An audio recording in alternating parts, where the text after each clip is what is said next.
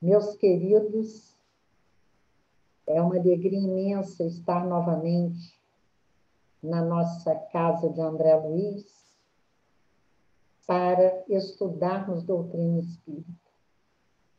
Nós pedimos sempre que os espíritos protetores desta casa nos amparem, nos iluminem e fortaleçam os seus dirigentes, deles intuição para a nova forma de dirigir que a situação pede, mas mais importante do que tudo, que nos mantenhamos estudiosos, fiéis à doutrina e buscando nos ajudar e nos melhorar a cada dia.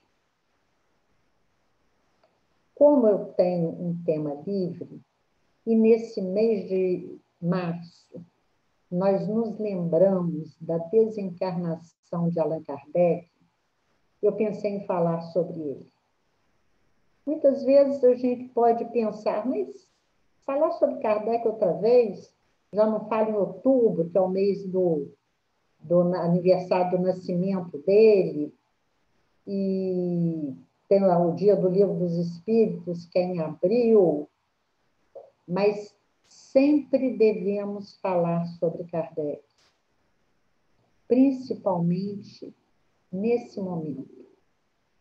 Porque se temos a doutrina espírita, se temos o consolo, o conforto, o esclarecimento que ela nos dá, é pelo trabalho, pela dedicação, a disciplina dele que nos legou esse tratado de vida espiritual.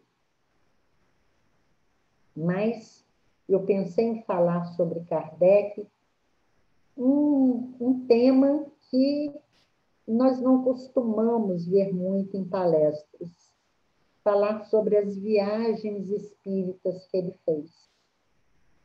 Tem esse livro, Viagem Espírita em 1862, que fala alguma coisa mais de 1862, tem os discursos que ele proferiu na viagem, mas fala da de 1860 e de 1861 também.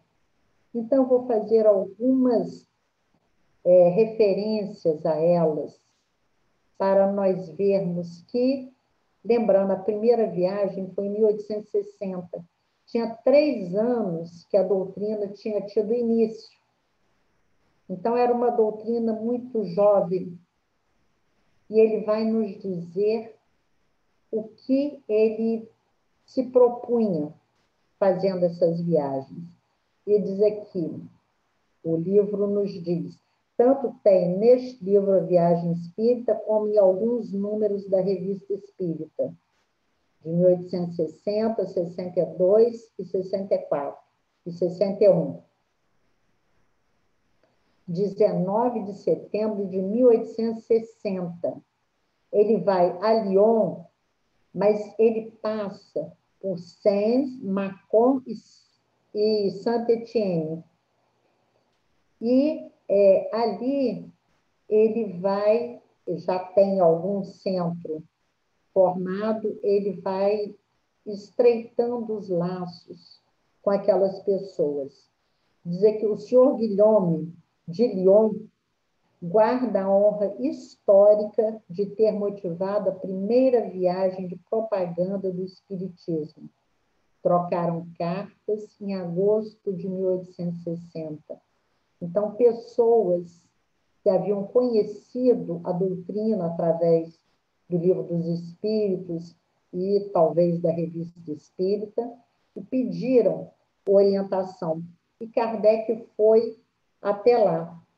E ele, neste livro, vem aqui narrando alguma coisa sobre essa primeira viagem dele, de 1860, que não foi uma viagem longa, mas que sempre deixou frutos. Todas elas deixaram bons frutos ele diz aqui, ele falou no centro de Brotô, que era o único que havia em Lyon, e foi recebido pelo senhor Dijon, que era um chefe, um operário, chefe de oficinas.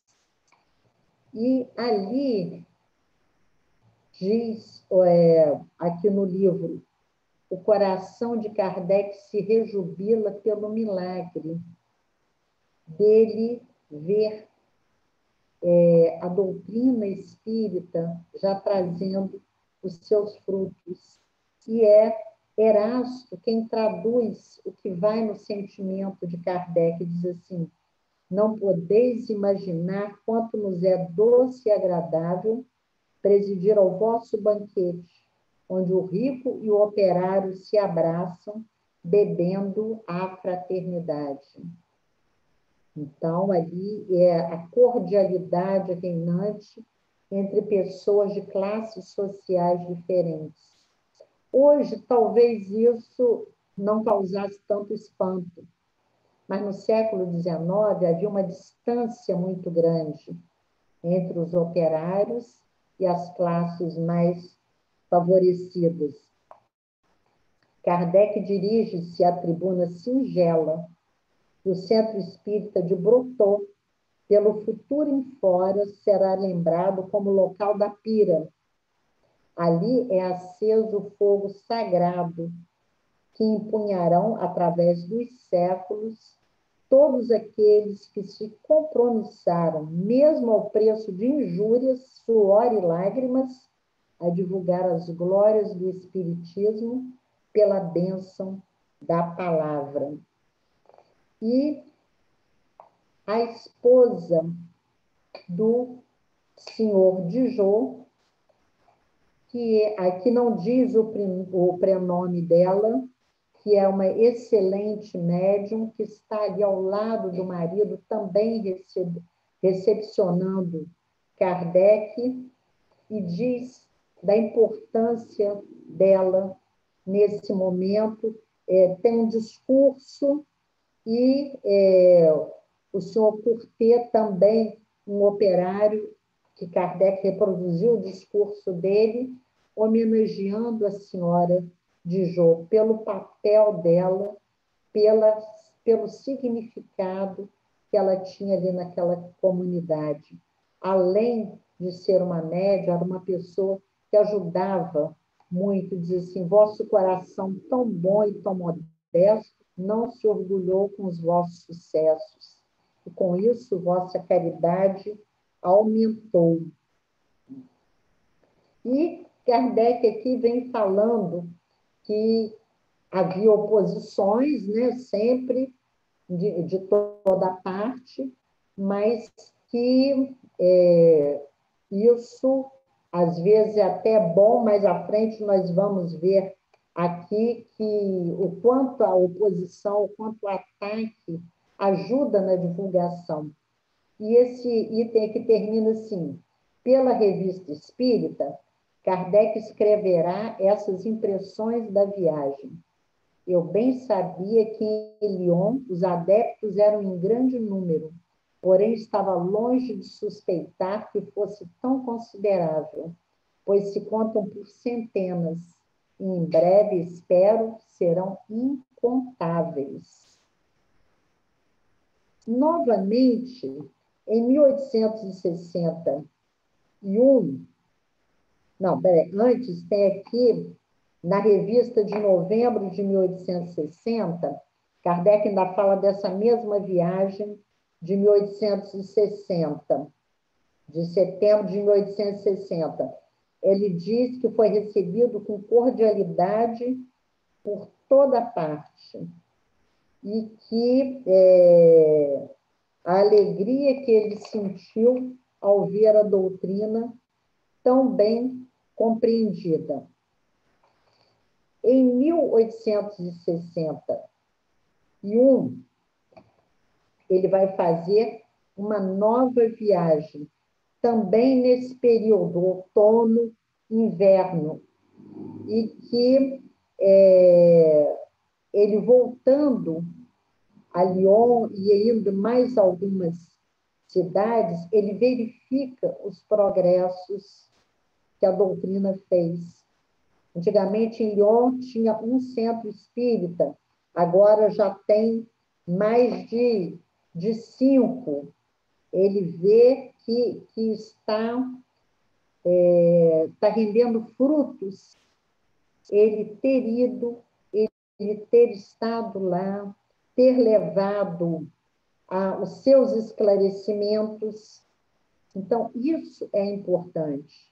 Ele entendia que essa doutrina nascente, ainda gerando tantas dúvidas, dissidências já, né?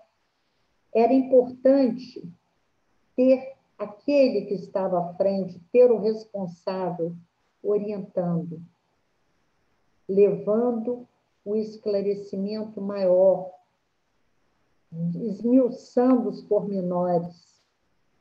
E isso ele fazia com grande dedicação. Na viagem de 1860 ainda, na Gazeta de Lyon, um crítico escreveu um artigo assim, rebaixando a doutrina espírita, falando dos absurdos das sessões, coisas assim mentirosas, porque prova que ele não assistiu a nada. E Kardec rebateu na Revista Espírita de outubro. Só que essa resposta de Kardec foi enviada para o Jornal de Lyon, que não publicou. Então, nós vemos que 2 pesos, né, e 2 medidas. Em 1861, então, ele faz essa nova viagem. E aqui diz que, como sempre, ele escolhe o outono. Aí diz aqui o livro: o vento frio soluça entre os ramos que se enrijecem, e as folhas cor de cobre pingam melancolicamente dos plátanos e castanheiros, quando ele desce de novo em Macões Sens para abraçar, depois de um ano, os companheiros espíritas. Mas agora, como ele predissera, os centros se multiplicaram. Já havia centro em vários lugares ali da região. E nas suas pregações, o seu tema preferido é a caridade. Nessa viagem de 1861, um operário de Saint-Just emociona-o profundamente, discursando com admiráveis palavras. Viemos de longe e subimos às alturas de Saint-Just com um calor extenuante. Trouxemos conosco as nossas ferramentas de trabalho juntamente com o pão e o queijo. Queríamos partilhá-lo convosco, um verdadeiro ágape, oferecido com a simplicidade antiga e o coração sincero. E um copo de vinho que essa brava gente não pode beber todos os dias. Ah, uma verdadeira festa. Iríamos ouvir falar de espiritismo. Olha que coisa realmente emocionante, porque essas pessoas simples se sacrificaram na caminhada, nessa trajetória, e fazendo um banquete, podendo fazer um brinde com um copo de vinho, que para eles era raro, porque operários naquela dificuldade, mas é que o momento era grandioso. Ouvir falar de espiritismo. Mas pela Gazeta de Lyon, um certo senhor C.M. chama os espíritas alucinados que romperam com todas as crenças religiosas de seu tempo e de seu país. A resposta de Kardec é serena. O espiritismo não é uma seita política, não é uma seita religiosa. É a constatação de um fato, uma doutrina moral, E a moral está em todas as religiões, em todos os tempos, em todos os países. A moral que ensina é boa ou má? É subversiva? Estudem-na e saberão do que se trata. Todavia, desde que a moral do Evangelho desenvolvida, condená-la será condenar o Evangelho. E nessa viagem de 1861, ele chega à conclusão de que Lyon já atingiu a maioridade. Ele passou por outras cidades, mas Kardec constatou que em Lyon a doutrina estava mais avançada. Em algumas cidades pelas quais ele passou, havia pequenos grupos, às vezes até grupos familiares, mas em Lyon já estava crescendo, porque começou antes também, né? Grande aceitação entre a classe operária, sendo esta a que mais sofre, volta-se para onde encontra consolações. E aumento no número de médiuns de várias categorias, desenhistas, psicógrafos de cura, mas Kardec põe uma nota dizendo: o que me importa não é a quantidade, é a qualidade dos espíritos. E ali ele percebe que as reuniões são feitas com recolhimento e atenção até entre as crianças. Kardec assinala as transformações morais ocorridas pela fé no futuro em que não acreditavam. Então, isso é importante. Num dos discursos, alguém falou isso, que beleza, que eles fazem esse sacrifício todo porque a doutrina lhes dá um novo alento, uma nova esperança, porque lhes mostra um futuro positivo, um futuro que é vivo, vibrante. E nesses centros, ainda, as instruções não são gerais, como Kardec recebia na Sociedade Parisiense de Estudos Espíritas, que ele colocou na codificação, sempre instruções gerais, informações que servissem à coletividade. Naquelas reuniões, na maior parte, eram instruções particulares, familiares. Era um avô para o neto, para o filho, o pai, a mãe. Mas isso, para aquelas pessoas simples, é que era o importante, porque eram as mensagens que falavam ao coração. Pessoas com uma vida difícil, uma vida dura, com tantas dificuldades, e esse consolo era um conforto para que elas continuassem na luta. E Kardec assinala: um fato digno de nota e que constatamos é a facilidade com que esses homens, na maioria iletrados e endurecidos nos mais rudes trabalhos, compreendem o alcance da doutrina. Pode-se dizer que só lhe vem o lado sério. Nas instruções que lhes demos em diversos grupos, em vão procuramos despertar a curiosidade pelo relato das manifestações físicas e, contudo, nem fez a mover-se, ao passo que tudo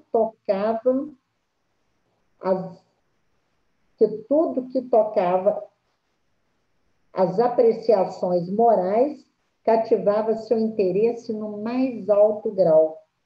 Então, olha que coisa interessante, porque até hoje nós vemos muitas pessoas dizerem: eu quero ver o fenômeno para eu acreditar, não estou vendo nada, é tudo imaterial. E no século XIX, aquelas pessoas rudes, que se moviam mais pelo sentimento, aquela vida tão difícil, não se interessavam. Kardec queria dizer, porque a doutrina tinha começado há pouco tempo e havia começado pelos fenômenos físicos.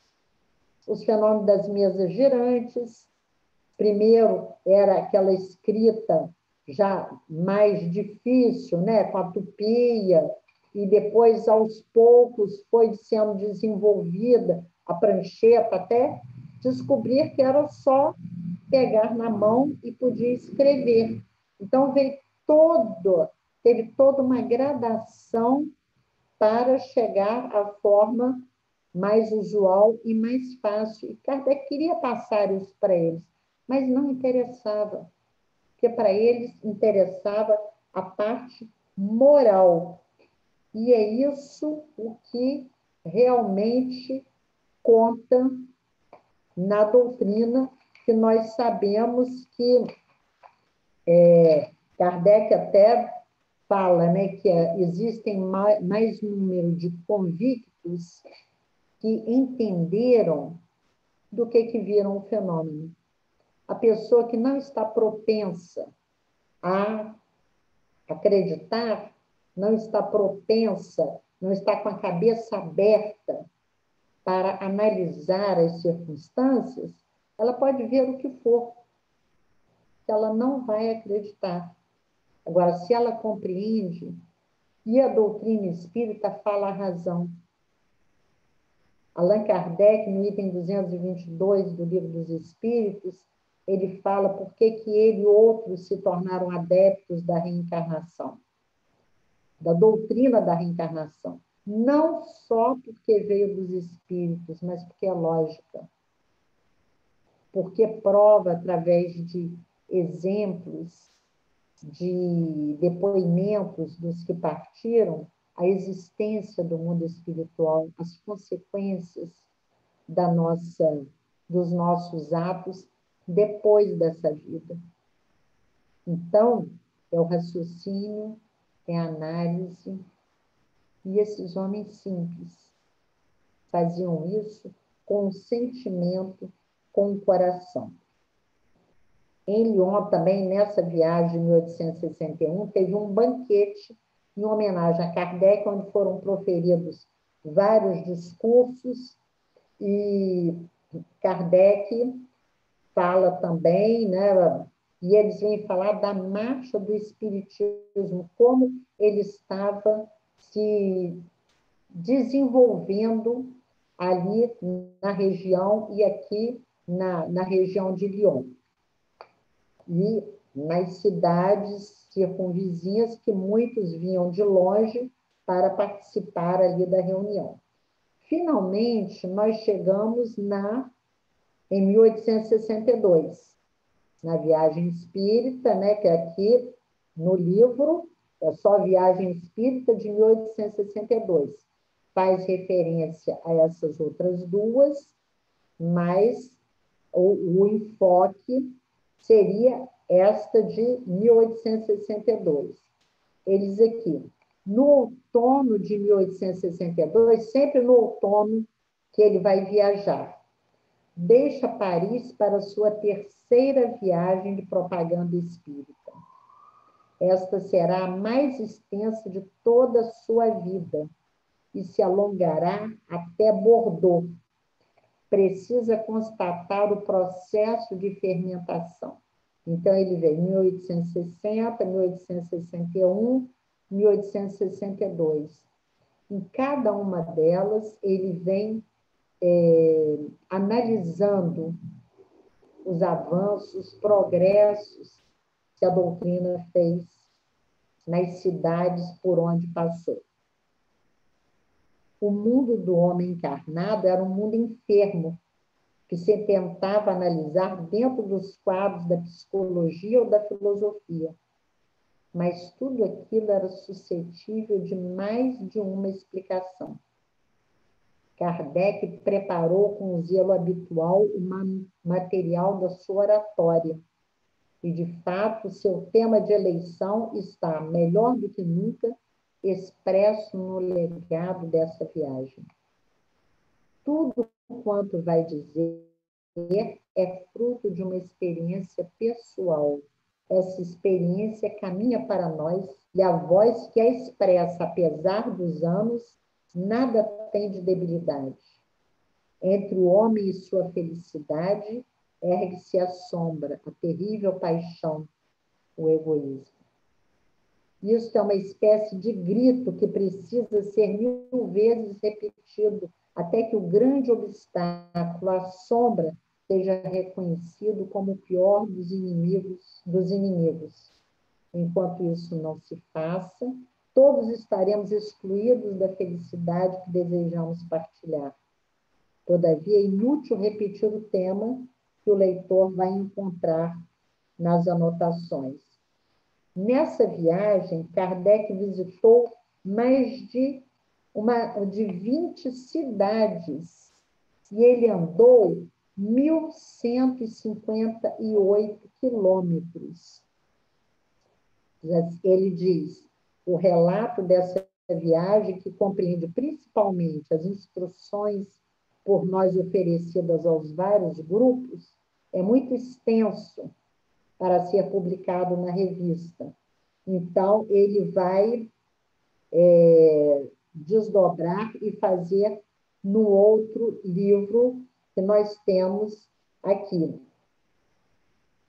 E aqui tem uma nota muito importante, Kardec, em alguns momentos, ele toca nesse ponto, porque algumas pessoas diziam que ele fazia essas viagens com o dinheiro da Sociedade Parisiense de Estudos Espíritas. Ou seja, e coisas até piores, né? Que ele vivia às custas do espiritismo. E ele vem esclarecer aqui também, num dos discursos que ele fez, ele vai para levar a orientação, mas também para mostrar, pela sua postura, o que se deve esperar, qual deve ser o comportamento do bom dirigente espírita. Diz aqui, várias pessoas, principalmente na província, que são por onde ele passava, tinham pensado que o custo destas viagens corria por conta da Sociedade de Paris. Tivemos que explicar esse erro, sempre que se apresentou. Aos que possam ainda pensar assim, lembramos o que foi dito em outra ocasião. A sociedade se limita a cobrir as despesas correntes e não possui reservas. Para que pudesse constituir um capital, teria que visar um número de adesos. É o que não faz nem quer fazer, pois seu objetivo não é a especulação. E o número não dá importância aos seus trabalhos, dizendo aqui que mesmo no início do espiritismo, o que importa não é fazer prosélitos, não é aumentar o número de adeptos para, assim, aumentar as contribuições. Ele já referiu anteriormente que o que importa é a qualidade, não a quantidade. Sua influência é toda moral, e o caráter das suas reuniões dá aos estranhos a ideia de uma assembleia grave e séria. Este é o seu mais poderoso meio de propaganda. Assim, não poderia ela prover nenhuma despesa. Os gastos de viagem, como todos os decorrentes das relações que estabelecemos em favor do espiritismo, são cobertos por nossos recursos pessoais e nossas economias, acrescidos do produto de nossas obras. Lembrar que Kardec, ele era o professor Hippolyte Léon Denis Rivaio, tinha obras didáticas editadas, usadas nas escolas, e isso lhe dava uma renda.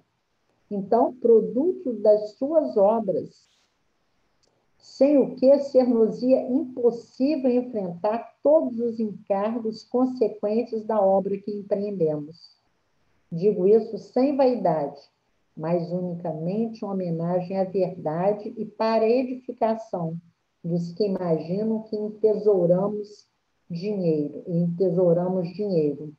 Então, esse esclarecimento de Kardec é muito sério, é muito importante, serve para a nossa orientação hoje também, porque o espírita não vive da doutrina, vive para a doutrina.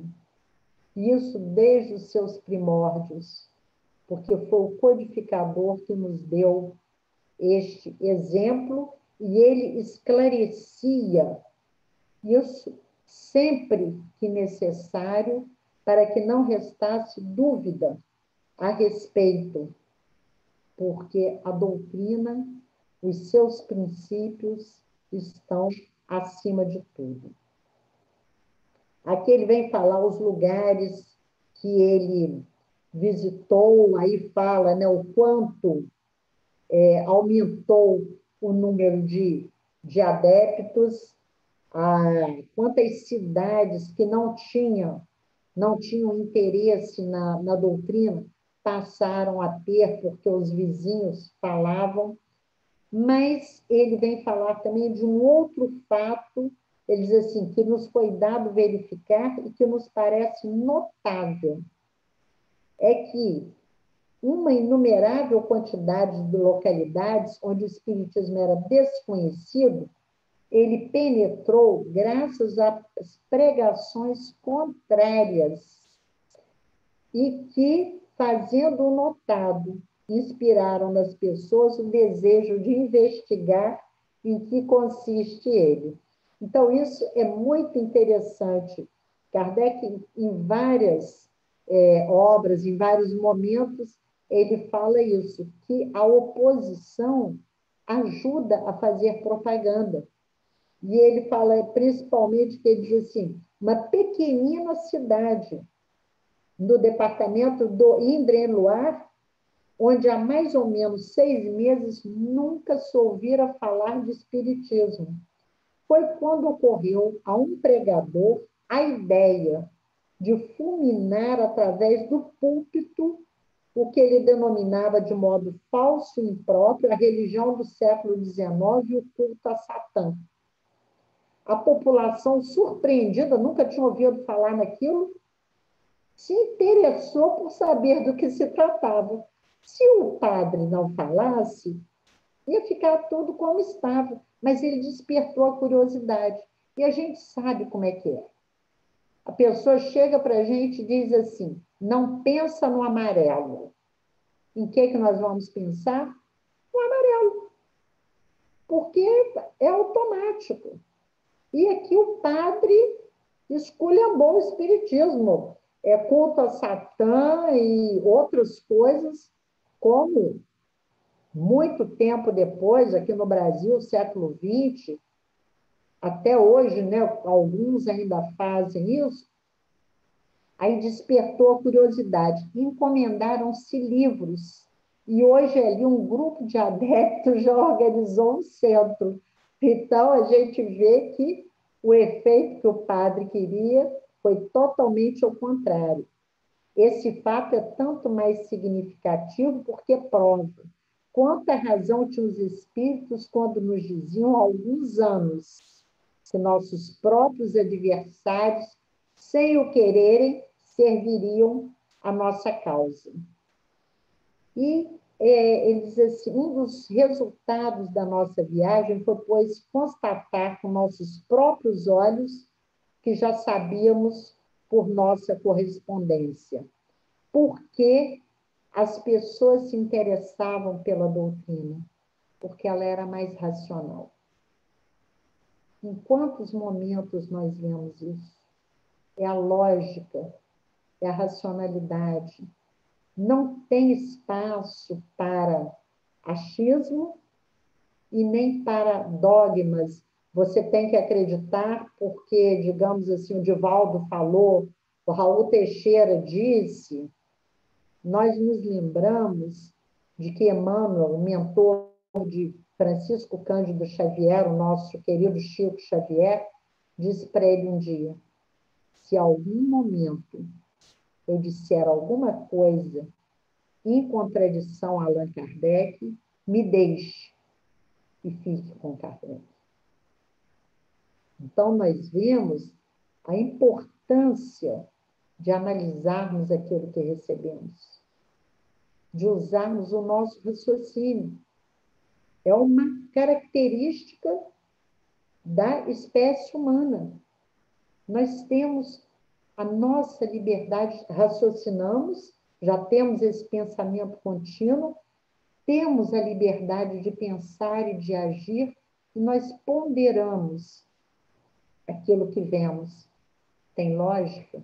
Faz sentido? Pode ser verdadeiro? E ali nós vamos fazer a opção.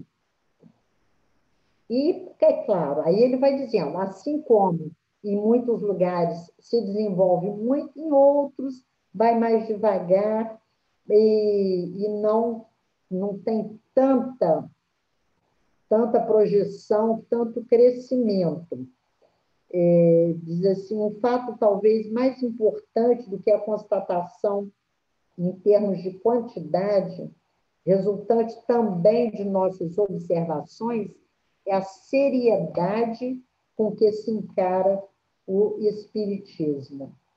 Então, isso é uma coisa muito importante. Ele diz assim, eles sempre buscam o lado filosófico, moral e instrutivo. Em lugar nenhum ele viu o Espiritismo sendo usado como fonte de distração, ou experiências fúteis, ou aquelas diversões, fazendo aquelas perguntas corriqueiras. Era sempre usado dessa forma, de seriedade, com respeito. Foi em Lyon que tivemos a reunião geral mais importante.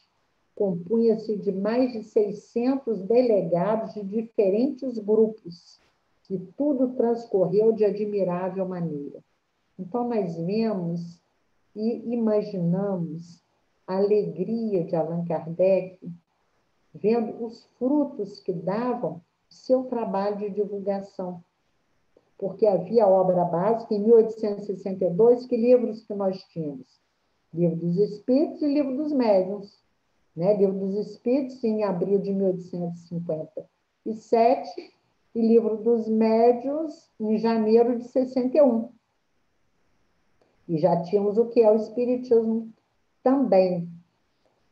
Mesmo com esses dois livros, o que despertou, o que acrescentou aquelas pessoas sobre a vida espiritual, e esse número sempre crescendo. Aí ele falando dos diversos tipos de médium, mas ele vem dizendo que, à medida que eles vão entendendo, mais os médiums de efeitos físicos vão diminuindo e vão surgindo mais os médiums de comunicação inteligente, que servem à reforma da humanidade.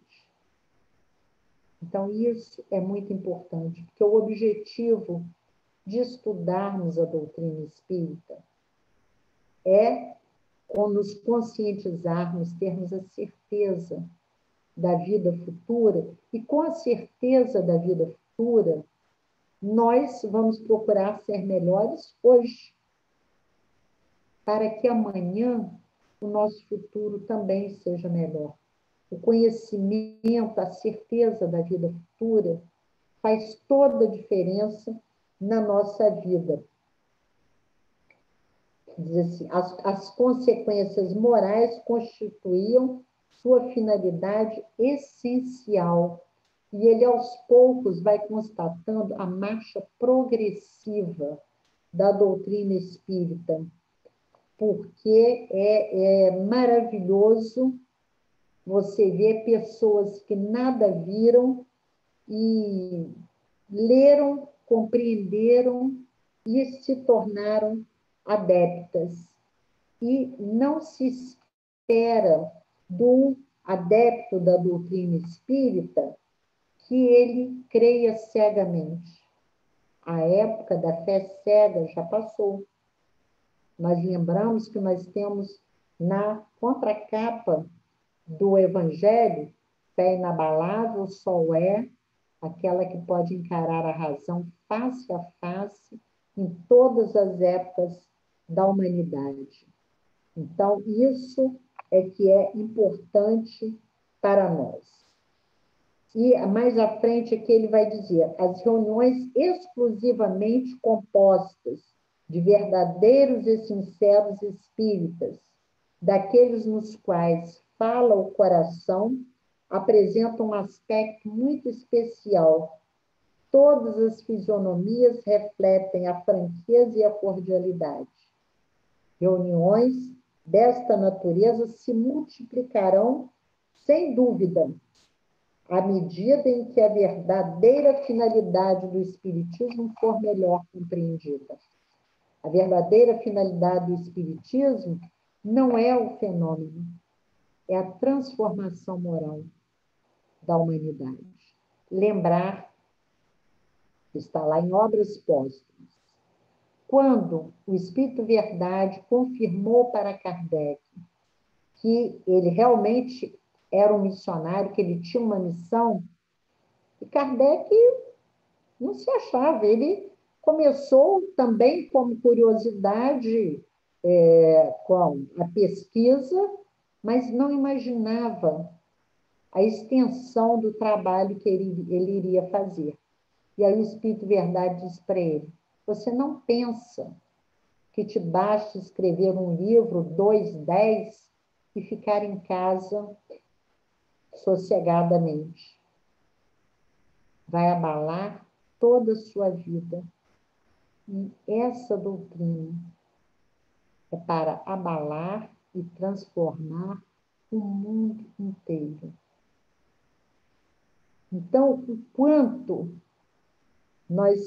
essa doutrina está abalando e transformando o nosso mundo.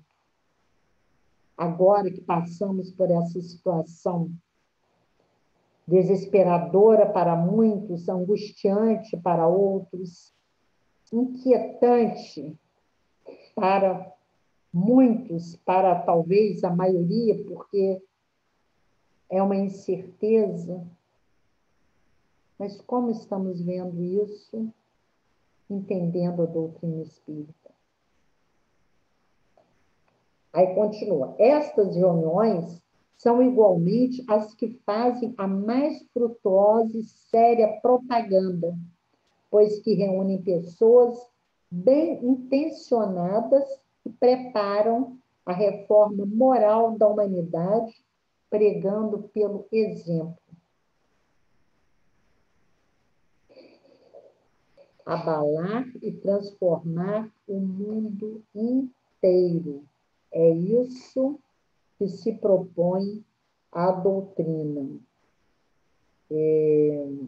Aqui ele fala de causas de obsessão e diz assim, um outro resultado da nossa viagem foi nos permitir sopesar a opinião que se faz de certas publicações que se distanciam mais ou menos de nossos princípios, e entre as quais algumas chegam mesmo a ser-lhes francamente hostis. Porque nós vemos na leitura da Revista Espírita que Kardec sempre analisava as publicações que diziam respeito ao Espiritismo. E aquelas que eram hostis, ele fazia as suas ponderações. E ele nos diz aqui que nessas diversas localidades pelas quais ele passou, havia publicações espíritas, ou diríamos espiritualistas, que ele entendia como francamente hostis à doutrina. Então, nós vamos percebendo o quanto precisamos adotar o critério do codificador. Em primeiro lugar, conhecer a doutrina. Nós só podemos analisar se conhecemos, como Kardec fala no que é o Espiritismo. O único crítico que ele respeita é aquele que conhece o assunto de que fala. Porque se eu vou criticar uma coisa que eu ignoro, eu não tenho a mínima capacidade para isso. E aqui ele fala também dos ataques sofridos, que ele, em momento nenhum, se deixava abalar pelos ataques pessoais, mas ele não admitia ataques à doutrina. E aí, encerrando, ele faz aqui um resumo. Ele diz assim: em resumo, nossa viagem tinha uma dupla finalidade: oferecer orientações onde destas houvesse necessidade e, ao mesmo tempo, nos instruirmos a nós mesmos. A gente vê a humildade de Allan Kardec, porque ali ele estava indo como, para aquelas pessoas, o chefe de uma doutrina. É um título que ele nunca aceitou. Quer dizer que ele não era chefe, ele apenas organizou. Mas ele era a autoridade maior. E ele estava indo ali também para se instruir, para aprender. Desejávamos ver as coisas com nossos próprios olhos para julgar do estado real da doutrina e pela maneira pela qual ela é compreendida. Estudar as causas locais favoráveis ou desfavoráveis ao seu progresso, sondar as opiniões, apreciar os efeitos da oposição e da crítica e conhecer o julgamento que se faz de certas obras. Estávamos desejosos, sobretudo, de apertar a mão de nossos irmãos espíritas e de lhes exprimir pessoalmente nossa sincera e viva simpatia, retribuindo provas de idênticos sentimentos que nos chegam por suas cartas. Dar em nome da Sociedade de Paris, em nosso próprio nome em particular, um testemunho especial de gratidão e de admiração a esses pioneiros da obra espírita, que por sua iniciativa, seu zelo desinteressado e seu devotamento constituem dela os primeiros e mais firmes sustentáculos. A esses que caminham sempre em frente, sem se inquietarem com as pedras que se lhes atiram, colocando o interesse da causa espírita à frente de seus interesses pessoais. Seu mérito é tanto maior porque trabalham em solo ingrato, vivem em um meio refratário, não esperam deste mundo nem fortuna, nem glória, nem honrarias. Seu júbilo, porém, é grande quando entre os abrolhos vem desabrochar algumas flores. Sob esses diversos ângulos, nossa viagem foi muito satisfatória e, sobretudo, muito instrutiva pelas observações que nos foi possível recolher. Se restasse qualquer dúvida quanto ao caráter irresistível do progresso da doutrina espírita, quanto à impotência dos ataques, quanto à sua influência moralizadora e o seu futuro, o que vimos bastaria para dissipá-la. Nós nos encontramos apenas no início da caminhada e resta ainda fazer a maior parte do percurso. E nós falamos aqui bem ligeiramente dessas observações de Kardec. Muitas eu procurei realmente ler porque são as impressões dele. O objetivo dele nessas viagens, como ele diz aqui, é acompanhar o desenvolvimento, o progresso da doutrina. Ele tinha essa preocupação de levar a verdadeira instrução.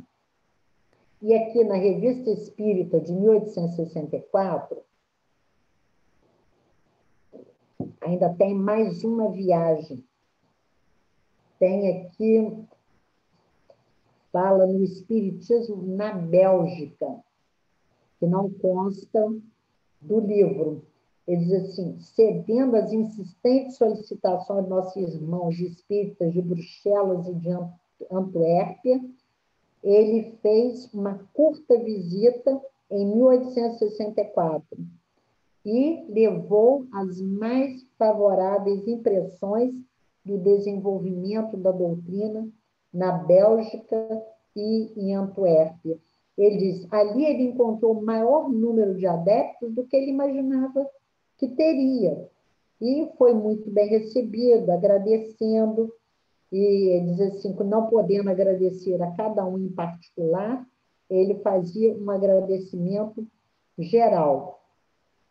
Voltando a Paris, ele encontrou as mensagens de todos agradecendo. Ele diz assim, comemorando vossa viagem à Bélgica, dizia uma mensagem, nosso grupo decidiu fundar um leito de criança na creche de Saint-Joseph Tenode, porque nós falamos que o tema preferido de Kardec nas palestras era a caridade. Então, devido à sua pregação, eles já estão dizendo para ele, estamos fundando uma creche para as crianças. E a alegria que ele sentiu. É dizer assim, Antuérpia também se distingue por um maior número de adeptos e de grupos, todos sérios, todos envolvidos, comprometidos na divulgação e no estudo da verdadeira doutrina espírita.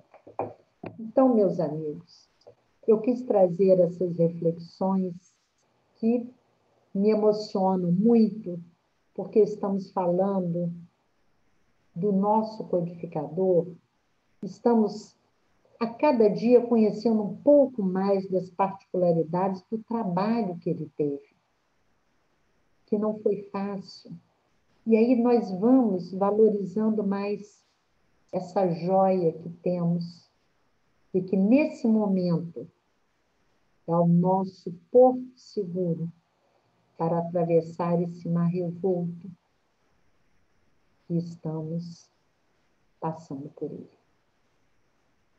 Nós agradecemos a Allan Kardec. Agradecemos ao André Luiz, à Casa André Luiz, nosso querido Geal, a todos os seus dirigentes, e que sejam todos amparados, iluminados e fortalecidos. Muita paz, um grande abraço.